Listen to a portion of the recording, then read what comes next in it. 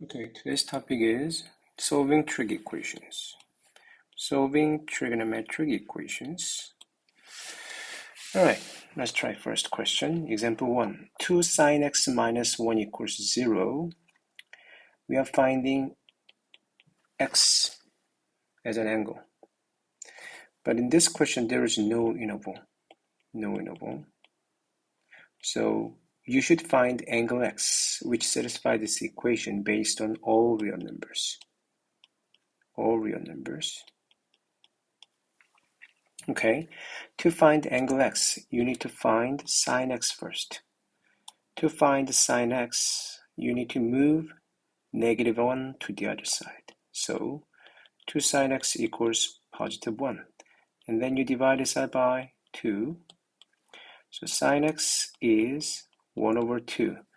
In this simple equation, we know that x is an angle. Let's find x in radian. 1/2 is a number in the unit circle, right? So you can easily find 2x's. Let's find 2x's between 0 and 2 pi, between 0 and 2 pi. We call them principal solutions. All right, so we know that sine x is positive in first quadrant and second quadrant. So let's find angle x in each quadrant first. In first quadrant, pi over 6 can make sine x 1/2 because sine pi over 6 is 1/2. There's one more. Second quadrant, pi over 6 is in first quadrant. Second quadrant, 5 pi over 6. That one, 5 pi over 6. Sine 5 pi over 6 is also 1/2, right? So you can easily find these two basic solutions. But do you think only these two solutions satisfy that equation? No, because no interval. There is no interval. So you should find all angle x which satisfy that equation based on all real numbers. Look at this. To explain about this concept, I'm going to use graph of sine x. This is 1, this is -1. 2, 3, 4, 2 pi, pi over 2, 3 pi over 2, -pi over 2, -pi, -3 pi over 2, -2 pi, and sine graph is like this. Arrow sign, keep on going to the left. And then arrow sign, keep on going to the left. And this is, the blue one is y equals sine x graph. And I'm going to make another one, y equals 1/2. 1/2 line is like this, horizontal line. The red one is y equals 1/2. And we are looking for intersection point between sine x curve and 1/2 line. So the answers are this point, and this point, this point, this point. Because both graph keeps on going to the right, we can find infinitely many inflection points between the line and curve. To the left, same thing. This is answer. This is also answer. And we can expect more answers, more intersection points to the left. So there are infinitely many solutions, right? Then how can you include all of these infinitely many solutions as answer? For this case, if there is no interval, we should use general solution. General solution. For general solutions, I'm going to use these two. First, x equals, first answer, pi over 6 plus 2 pi n, because 2 pi is period of sine x. Second solution, x equals, second basic solution, 5 pi over 6 plus 2 pi n. Because every 2 pi, you're going to have intersection point. So first general solution include left answers, left side answers. And second solution, which is 5 pi over 6 plus 2 pi n, include all right side answers. And there, Distance is 2 pi. That's why I use 2 pi. Now what does n mean? N means any integer. Any integer. So let's find this 1, 2, 3, third solution. To find the third solution, we just plug in 1 for n in first general solution. So plug in 1 for n. So x is equal to pi over 6 plus 2 pi times 1. So pi over 6 plus 2 pi is like 12 pi over 6, right? So 13 pi over 6 is the third solution. Okay? So the answers are these two. We call them general solution. If there is no interval, your answer should have general solution format. All right. In example 2, this question is different from the first example because there is interval. There is interval. We need to find x within this interval from 0 to 2 pi. So your answers are not infinitely many. Your answers are restricted. There should be a limited number of solutions. Okay, let's start. Sin x plus square root of 2 is negative sin x. These two terms are like them, so I'm going to move this to the other side and move this to the other side, switching signs. So 2 sin x equals negative square root of 2. Divide the side by 2. Cancel, cancel. Sin x is equal to negative square root of 2 over 2 or negative 1 over square root of 2. This number is on the unit circle, right? Because sin x is negative in Q3 and Q4, we need to find the two angles. One is from Q3, the other one is from Q4, within the given interval from 0 to 2 pi. Okay, so what is first answer? First answer should be 5 pi over 4, which came from Q3. Second one is 7 pi over 4 from Q4. There are two answers. All right. Usually, interval question is easier. All right. Example 3. Yeah. In example 3, there is no interval. So your answer should have general form. General form. Okay. Let's start. 3 tangent square x minus 1 equals to 0. So you move negative 1 to the other side, switching signs, because you need to find the tangent square x first to find x. Divide this side by 3. Cancel, cancel. Tangent square x is equal to 1 over 3. And then to find, next step is to find tangent x. So you need to get rid of square. Make both sides square rooted. So cancel them out. Be careful. You should consider positive and negative on the other side. Square root of 1 over 3 is like 1 over square root of 3. This number is also in the unit circle. All right.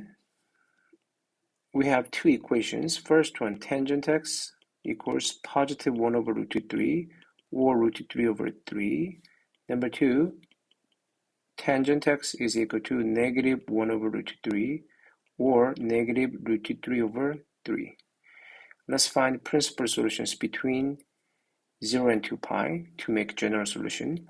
All right, tangent is positive in Q1 and Q3. Angle Q1 should be pi over 6, right? Pi over 6, because tangent pi over 6 is 1 over root 3. And the other one is Q3 angle, 7 pi over 6, okay? And then from second equation, we need to find the two principal answers. Tangent x is negative root 3 over 3, so first answer for x should be in second quadrant, which is 5 pi over 6. Second one should be in fourth quadrant, which is 11 pi over 6. We got 1, 2, 3, 4 principal solutions. But what we need is general solution, right? Then let's see how we can combine them in general solution.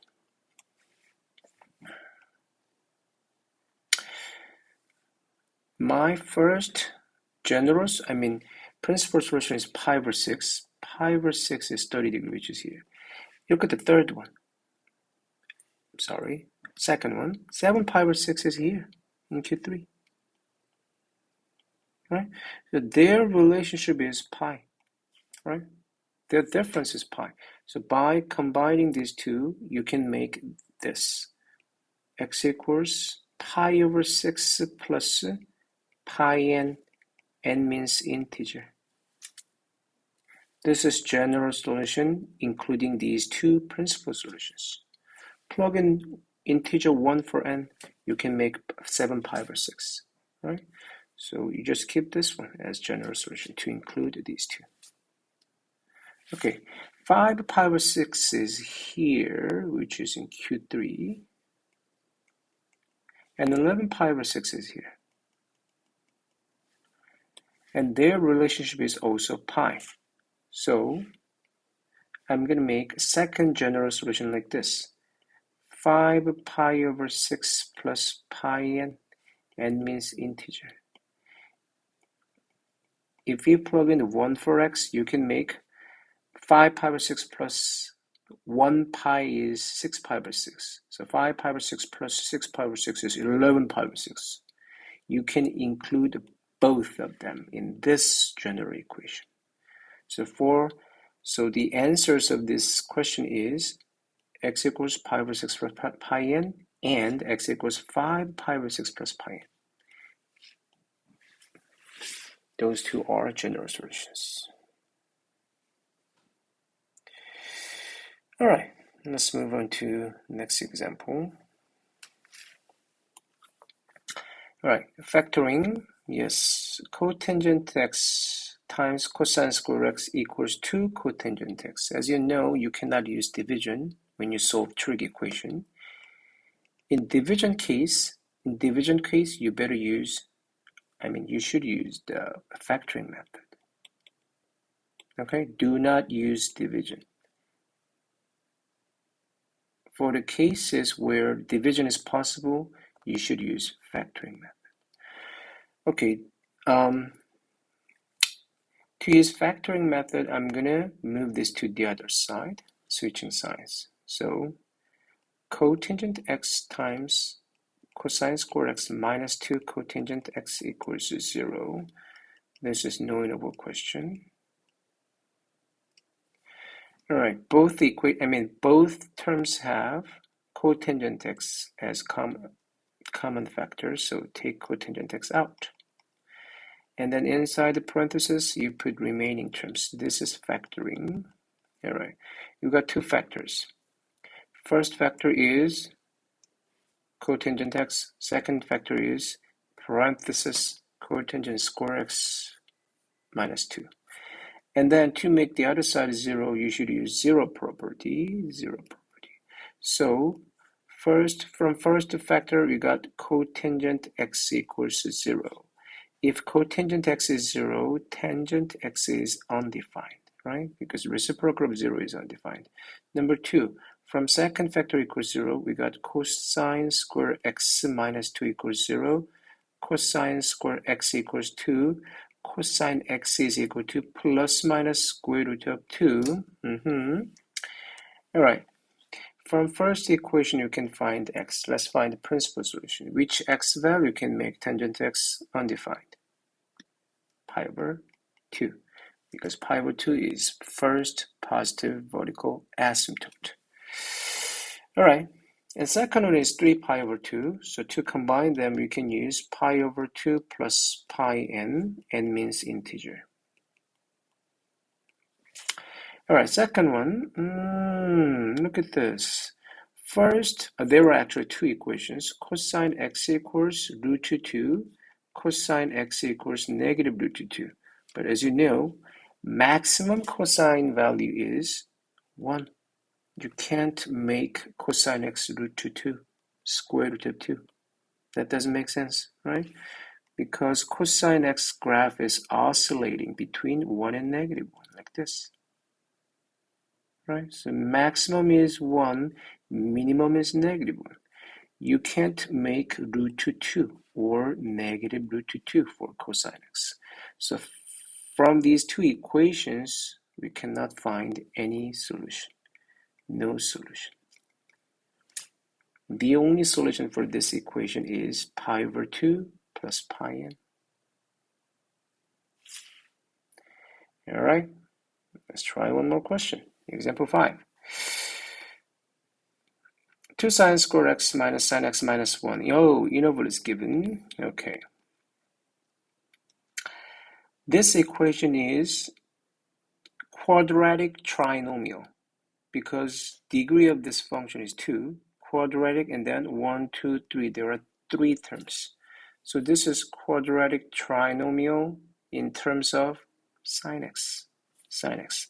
So I think we can use factoring method for this, right? All right, I'm going to factor this. Leading coefficient is 2, so 2, 1. Constant is -1. We'll use -1, -1, and then cross multiply. 2 times -1 is -2. 1 times 1 is 1. Their sum is -1, which must be equal to middle coefficient. All right, so this is right combination. There are 2 sine x's. You place 1 sine x here, the other one here. That is +1. That number is -1. So factored form of given equation is 2 sine x plus 1 times 1 sine x minus 1 equals 0. Now we have 2 factors. So it's time to use zero property, right? Zero property. All right. When 2 sine, first factor, 2 sine x plus 1 equals 0, sine x is -1/2. And when sine x minus 1 equals 0, sine x equals 1. So this is interval question. So we should find 2 angles. One is from Q3, the other one is from Q4, because sine x is negative in Q3 and Q4. First x should be 7 pi over 6. Second x should be 11 pi over 6. From second equation, x is equal to what? Pi over 2. There are 2 solutions. 3 solutions. Okay, 7 pi over 6, 11 pi over 6, 7 pi over 6, 11 pi over 6, and pi over 2. All right, let's try one more example. Example 6. Oh, there's no interval. No interval. So your answer should be general form. General answer form. Okay, look at the equation. There is one equation in terms of sine and cosine. In an equation, you can't use 2 different trig equations. You can't use 2 different trig functions. There are both sine and cosine. If you keep this, you cannot solve this question. So, based on one fundamental identity, you can change one to the other. I'm going to use this. First Pythagorean identity, sine square x plus cosine square x equals 1. So you can change sine square x to 1 minus cosine square x. All right, let's change sine square x to 1 minus cosine square x. I keep 2 in the front. And then write down the remaining terms. And then you distribute 2 for these 2. So 2 minus 2 cosine square x plus 3 cosine x minus 3 equals 0. All right, these 2 are like terms. -2 cosine square x plus 3 cosine x minus 1 equals 0. I don't want to keep negative coefficients, so I'm going to divide both sides by -1. So 2 cosine square x minus 3 cosine x plus 1 equals 0. All right. Is this factorable? let's see, 2, 1, 1, 1, negative, negative. Cross multiply. 2 times negative 1 is negative 2. 1 times negative 1 is negative 1. Their sum is negative 3, which is same as middle coefficient. So this is right combination. There are 2 cosine x. So I will place one cosine x here, the other one is here. So this is right combination as factoring.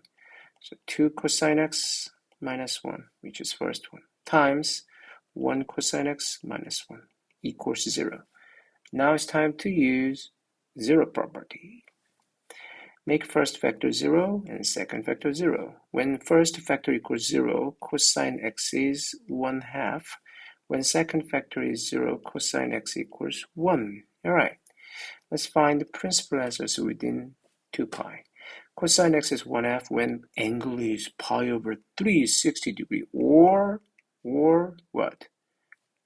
5 pi over 3. 5 pi over 3 is in Q4, because in Q4 and Q1 cosine is positive. When cosine x equals 1, x should be equal to 0 or 2 pi, right? 0 or 2 pi. Okay. But what we need is general forms, so I'm going to combine these two. You can't, because one is in first one, the other one is in fourth. So from each one, you should make x equals pi over 3 plus 2 pi n. N means integer. From second one, you can make 5 pi over 3 plus 2 pi n. Okay? From the second equation, you can make x equals 0 plus 2 pi n. You can combine them, right? Because their difference is 2 pi. All right, so answers are, you don't need to keep 0. There are 3 general answers. One is x equals pi over 3 plus 2 pi n. Second one is x equals 5 pi over 3 plus 2 pi n. The last one is x equals 2 pi n.